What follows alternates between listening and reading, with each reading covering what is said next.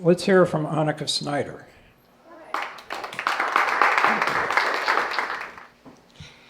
When I was considering what I wanted to do today, I wanted to pull a more modern look about how Ireland has transcended and touched my life. I'm Irish, if you would believe that, in some capacity. I didn't actually know for the longest time, I just assumed I wasn't. And people kept asking me, and I said, no, I'm not. Turns out I am.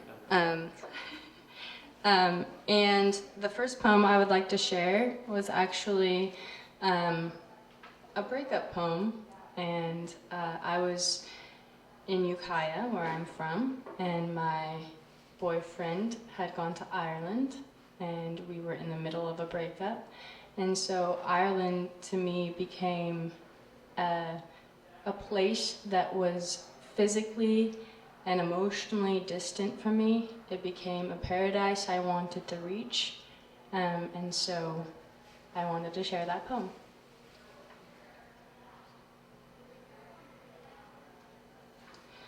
It's called On Fragile Ground.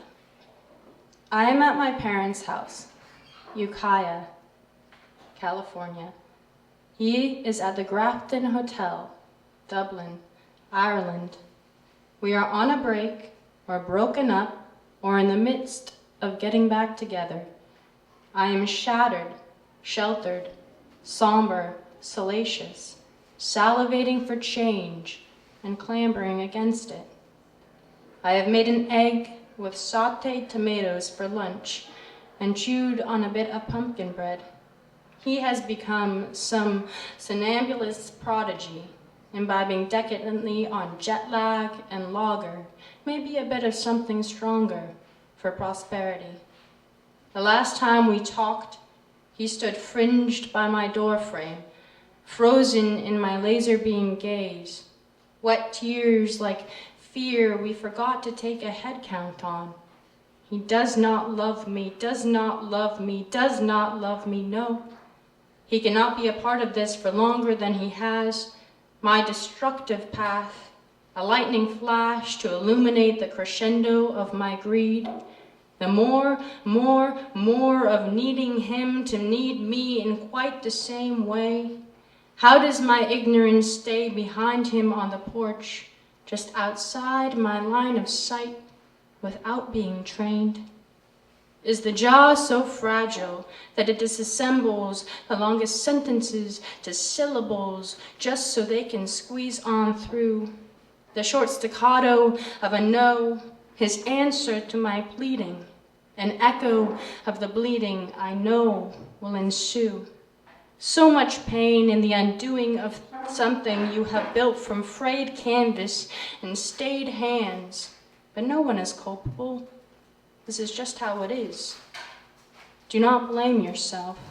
Oh, San Andreas, let me in. Show me your ways. I am afraid I am like you, and this is all my fault.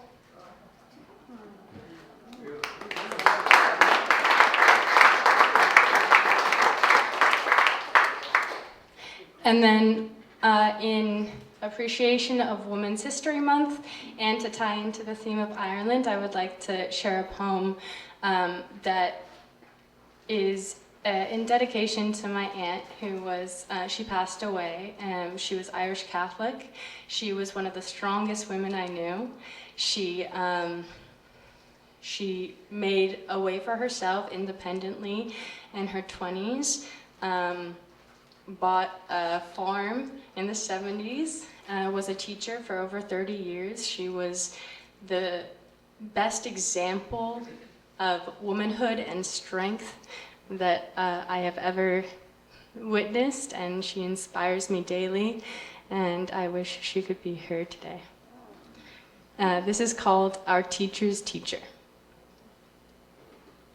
Oh, just, sorry, to give a little bit more context, she wasn't necessarily like the biggest into poetry, but she loved this one poem about a tree.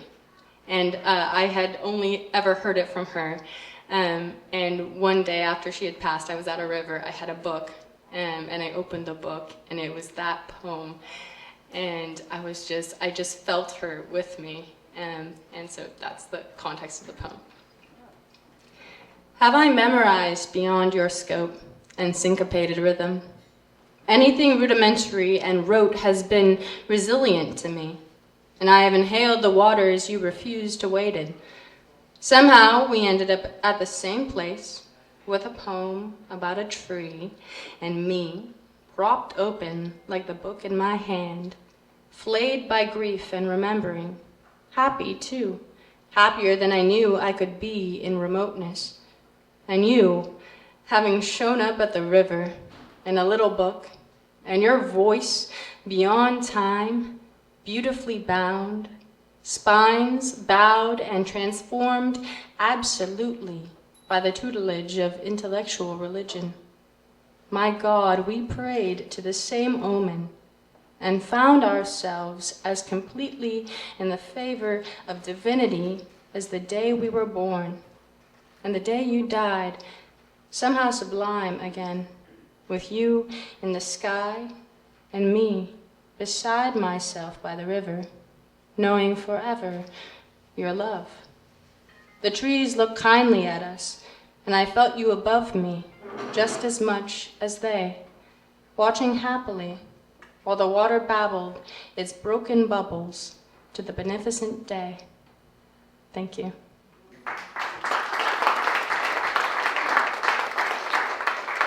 I'm going to read 2 James Joyce poems. The first one is called Strings in the Earth and Air.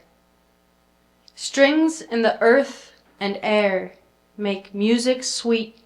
Strings by the river where the willows meet. There's music along the river, for love wanders there. Pale flowers on his mantle, dark leaves on his hair. All softly playing, with head to the music bent, and fingers straying upon an instrument. The next poem is called All Day I Hear the Noise of the Waters. All day I hear the noise of the waters making moan, sad as the seabird is when going forth alone. He hears the winds cry to the waters monotone. The gray winds, the cold winds are blowing where I go. I hear the noise of many waters far below. All night, I hear them flowing to and fro. Thank you.